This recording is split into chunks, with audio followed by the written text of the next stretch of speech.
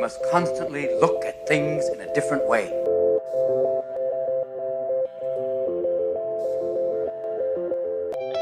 The Healthcare Education Transformation Podcast was created by two physical therapists out of the desire to learn more about the different educational roles in physical therapy and healthcare, and how healthcare education works by talking with educational leaders and people with different perspectives within physical therapy and across interdisciplinary lines on how education can be improved to disrupt the status quo of healthcare education. This is our journey, and thanks for listening. Are you a third-year physical therapy student that excels on tests when you have study guides, checklists, and deadlines? With all of the information available about how to prepare for the NPTE, it's easy to get disorganized and not feel prepared going into the big day. NPTE Prep Success is an online course that provides PT students easy-to-use study guides and step-by-step guidance through the NPTE preparation. To learn more, visit kylericeprep.com. Thank you again all for your continued support, and now for the show. Well, Steve, thanks so much again for joining me again today. I know if you're listening out there, you're probably like, what do you mean by that? Well, this is actually our take two at recording this because our first time trialing this, we had a little bit of some technical network errors that ended up happening there. But so, Steve, thank you again for all your tremendous work. I know you've done a lot throughout, research, teaching, and you've been involved with a lot with physiotherapy. But I recognize, and I'm always interested because it seems like everyone's journey into research, academia is always a little bit different. So I kind of like to dive in first before we get into the topic of research and kind of just figuring out what was that story that kind of got you to where you are today, basically? Yeah, sure. Well, first of all, thanks for having me along.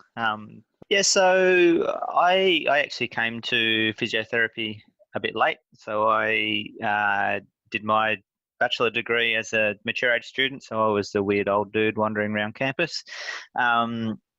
During that time, while I was doing my bachelor, I also had the opportunity to work casually as a research assistant with Chris Maher's group. So Chris is he's done a lot of research in back pain, and that group was really just starting at that point in time. So I was lucky enough to get a bit of a taste of that through that. So anyway, I did a bit of that and finished my degree. I went out and worked in private practice for a period of time. I worked full-time, not for that long, but over a year or so. But I don't know, there was always something nagging away at me, I guess, while I was treating patients. And it may have just been that I wasn't very good at it.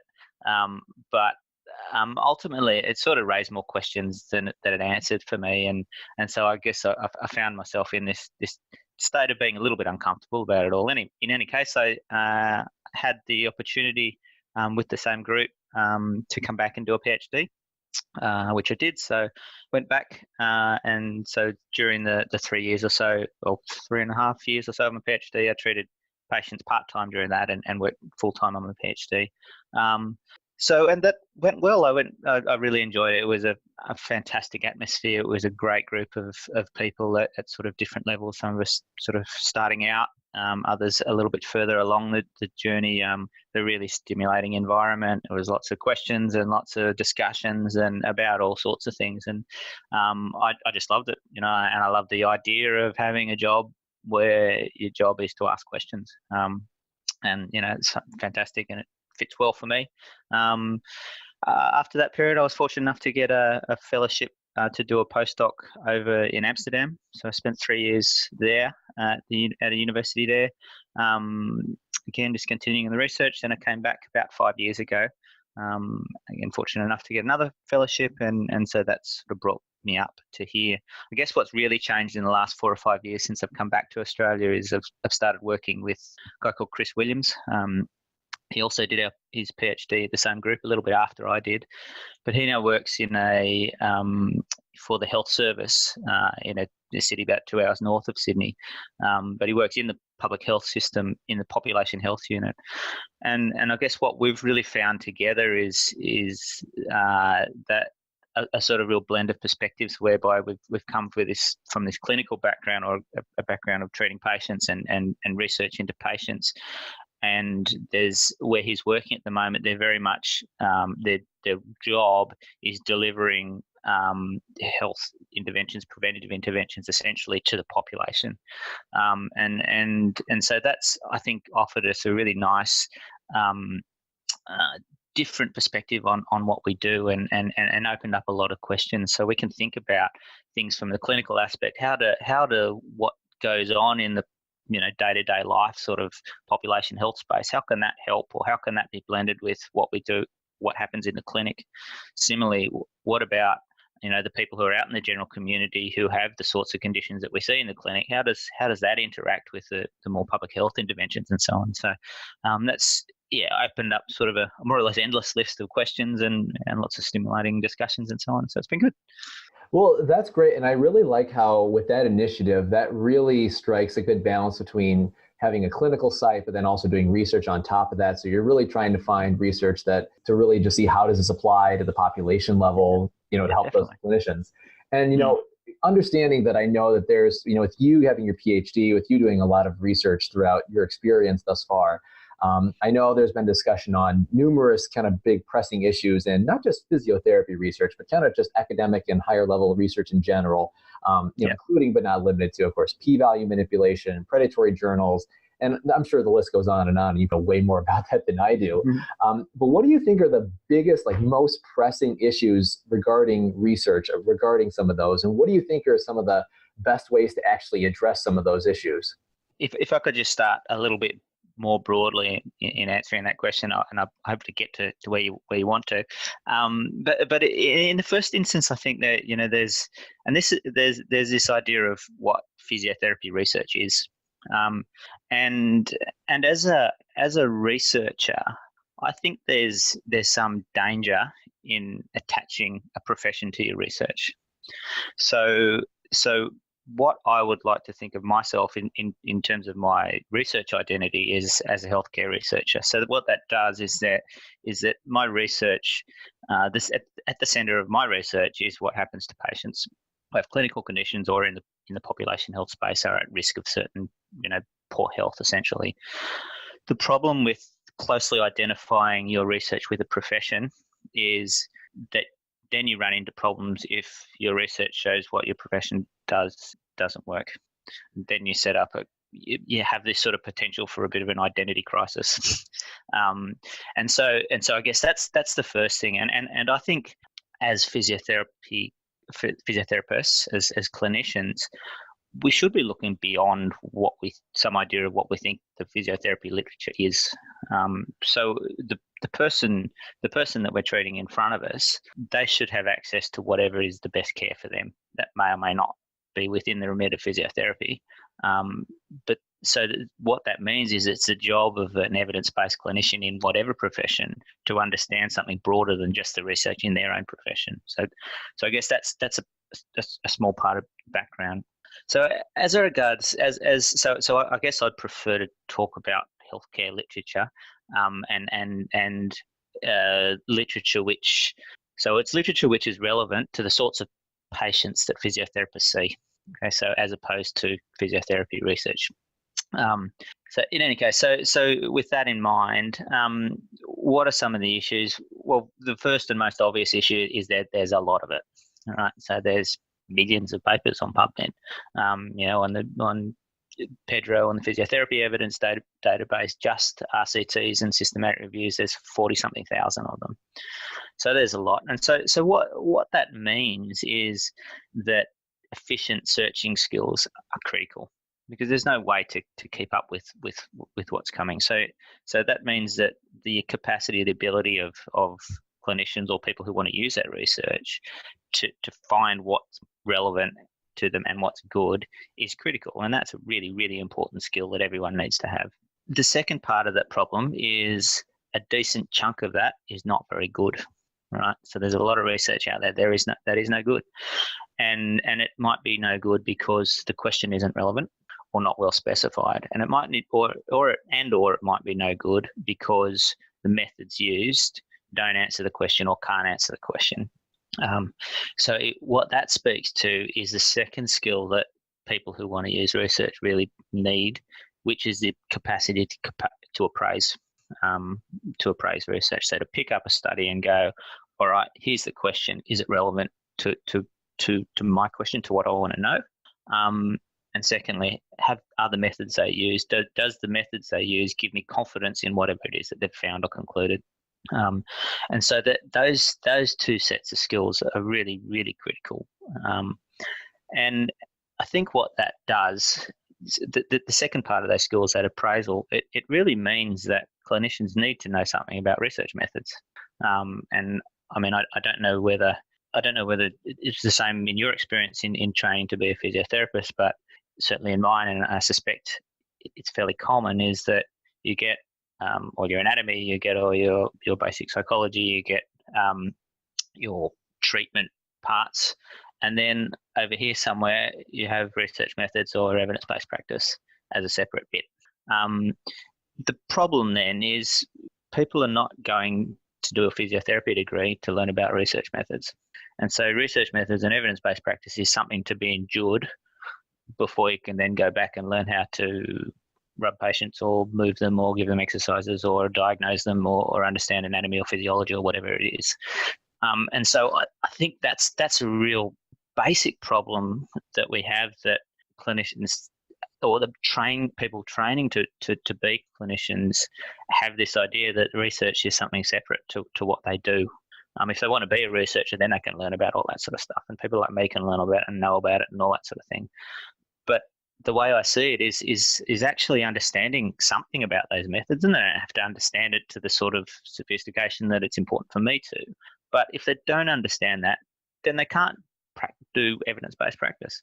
It's not possible. It's not possible to practice within this paradigm, which we're all expected to practice within, if we don't understand research methods, because we can't appraise. We can't. And appraisal is nothing other than having a paper in front of you and determining how confident you are that what they say is something approaching the truth. That's all it is. Right. And so with regard to p-value manipulation and all these sort of methodological issues which are around in the literature, yeah, they're around, but most of them are not that hard to spot if you know a little bit about methods.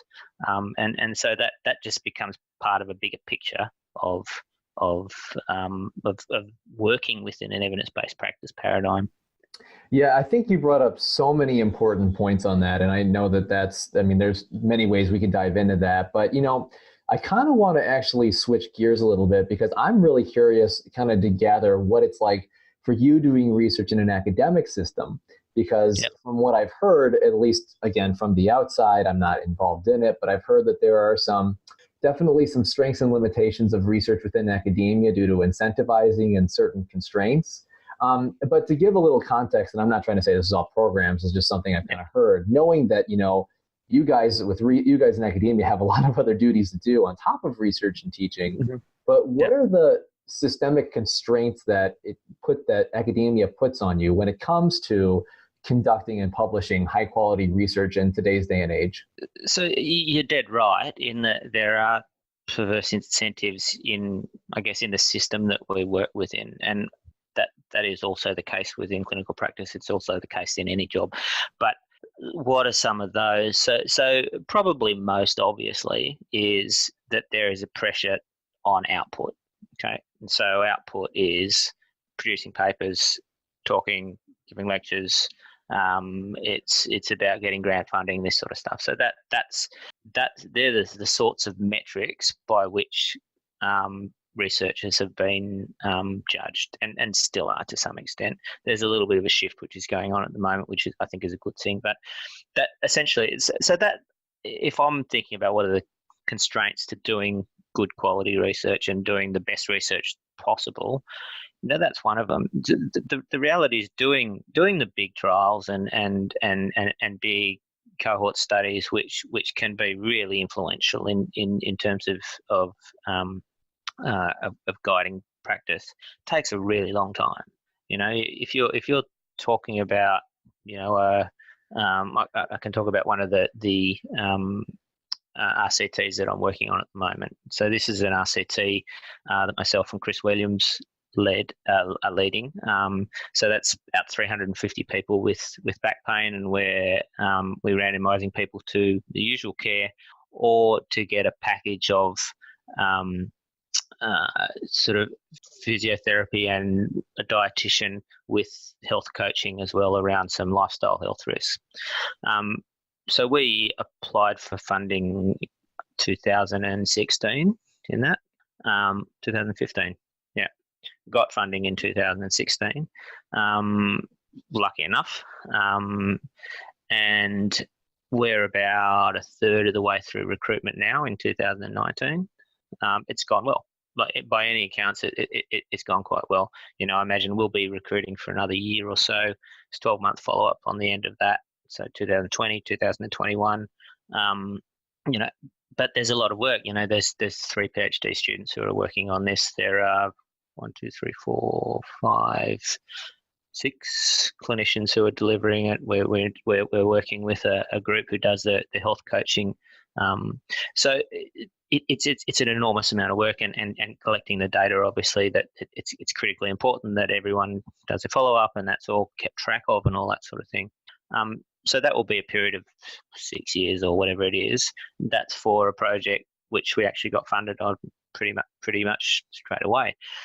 So that takes a really long time, and actually, so focus. If we could spend more time focusing on those really big projects, then I think we'd be better off. But in the meantime, as you said, we can't afford to have 1 or 2 papers every 5 years.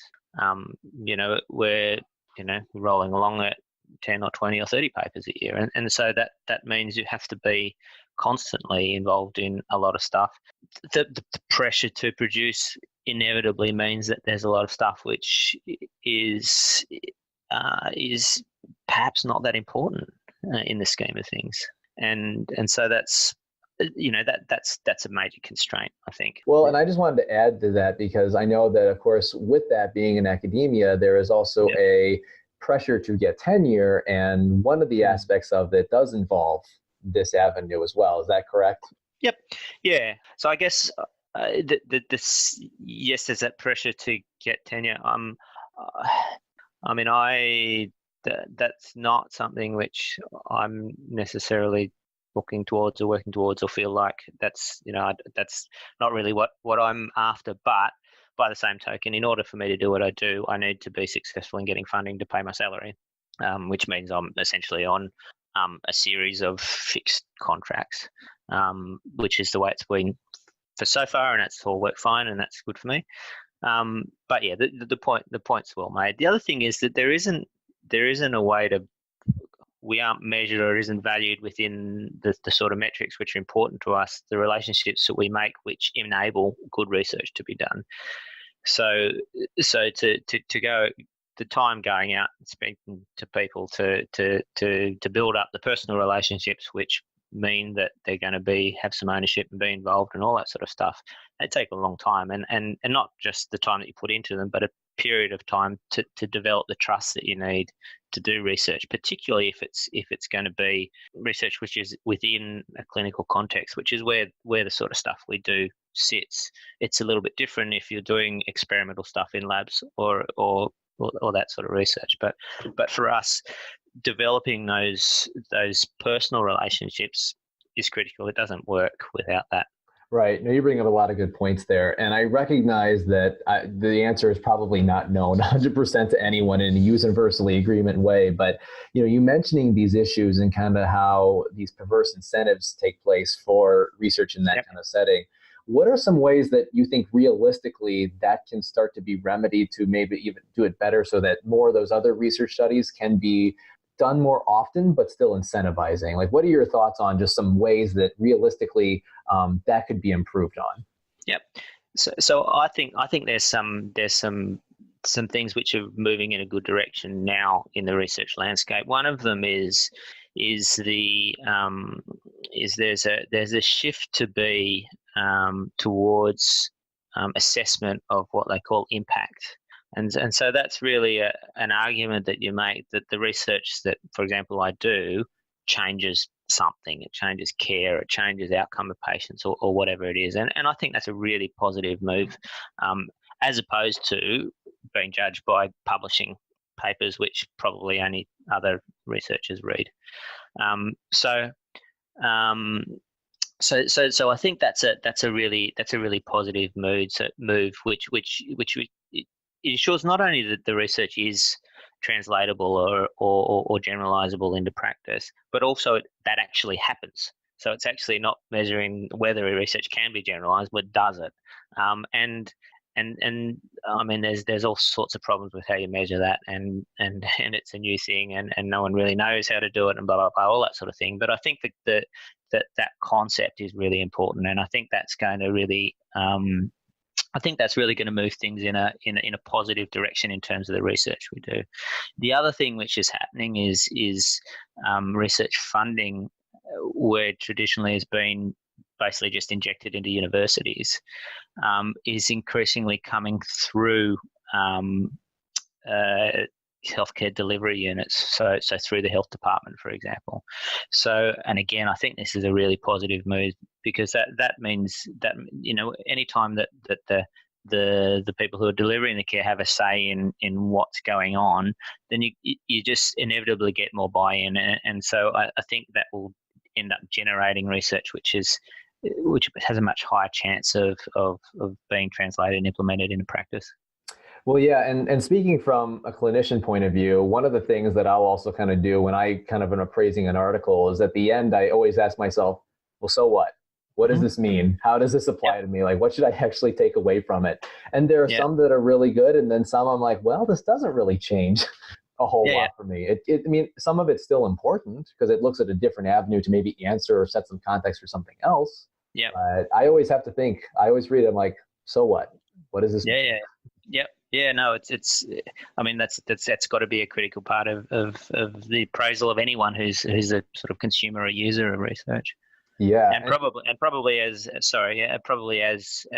researchers, we've not done a particularly good job of making sure that either that's clear or that we actually care about it. Yeah. And so that's again, I think these things will shift. Yeah, no, it's a fair point. Now, this is a question that Chad Cook actually recommended that we ask all pretty well-known researchers. So I'm going to ask it for him. Okay. What is your biggest regret as a researcher? To be honest, things have gone pretty well for me. I have an amazing job. I love my job. You know, I get to ask questions for a living, and I work with amazing people. I have a lot of flexibility to follow the paths that I'm interested in. I think are valuable. Perhaps not a regret, but something which I think is just starting to gather momentum now. Which perhaps I wish I had have gotten onto a bit earlier, and maybe it's just because I'm a bit slow. But it's really, there's this idea of embedded research. So it's whereby people like myself with skills in terms of research sit within a health delivery context and offer those skills to improve patient care, as opposed to sitting in a university and coming up with ideas to ask questions. So actually, it involves people like myself changing the idea of what we do, and really changing that idea from, well, we're the ones who ask the questions, design the studies, and do and produce and blah blah blah, to being, well, actually, we're technicians or tools that could sit within care delivery environment and offer those tools to improve care, and we can do that by using the sorts of things that we know about, and we understand about collecting data, and we understand about asking, formalizing questions, and we understand about manipulating variables and judging and evaluating things and all that sort of stuff. And so I think that in terms of I think the vision of that's pretty exciting, and I think if that's what clinical research could become, I think that'd be amazing, and I think that's where real impact could happen. If I talked previously about the idea of evidence and research methods framing practice and that sort of stuff. If research was actually going on through if research was part of practice, but it was part of practice in order with the goal of improving the quality of care and quality of service delivery. I think that would be the ideal way to go. I mean, at the moment there's a well-recognised sort of division between researchers and clinicians, and so we have to find a way of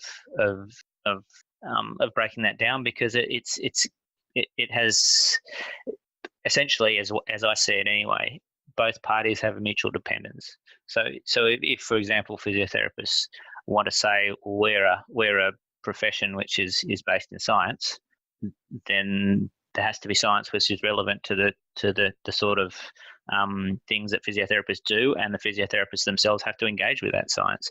As clinical researchers, if there's to be any point to what I do, it has to be translated into care. Otherwise, it's just a sort of an exercise in futility. So the way I see it, there is this real mutual dependence between clinicians and researchers and clinical researchers, and so what we have to find, and I'm not sure we've gone far enough in trying to work out how do we break down this barrier. And it sounds like, based on the things that you had said earlier that are happening as kind of a change, I mean, I think that that's obviously kind of a step in the right direction. And I think there's enough of a well-known, I think, realization of this issue. And I think it's just a matter of problem solving to find what's the best way to do it realistically for everyone. And I don't know the answer, and I don't know the answer to that. And I think we're just trying to figure out what that is. But hopefully that will come to more fruition. But, Steve, I got to ask you our final question here. And I know you've talked a lot about research here. So I want to see if you can say something that you haven't said already. So for this question, we ask this at the end of every episode. And it is, if you could change one aspect of healthcare education, whether that be physiotherapy or other healthcare provider related, which aspect would you change, and how would you change it? What I would like to see would be that healthcare professionals are trained to think like scientists. And so what that means to me anyway is that means that all the information that comes to us runs through this process of appraisal, and then at the end of that appraisal you come out with some idea of how confident you are that that's true or not. But we tend to we apply that in a sort of formal way to research. So we have tools for doing that. We have bias assessment and all this sort of stuff. We don't necessarily do that with all the other information that we have.